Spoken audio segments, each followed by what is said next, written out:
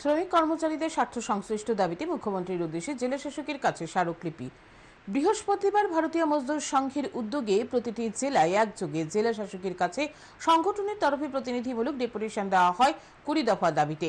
সংগঠনের পক্ষ থেকে পশ্চিম জেলায়ও ডেপুটেশন দেওয়া হয়।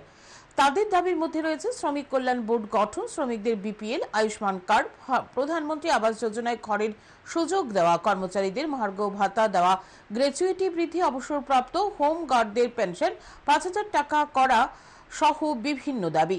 প্রতিনিধি দলে ছিলেন বিএমএস এর পশ্চিম ত্রিপুরা জেলা কমিটির সভাপতি উত্তম সরকার। এদিন রাজ্যের প্রতিটি জেলায় হয় এই কর্মসূচি। মূলত দাবি হলো আমাদের শ্রমিকদের পরিকল্পনা বোর্ড গঠন করা, ওয়েলফেয়ার বোর্ড।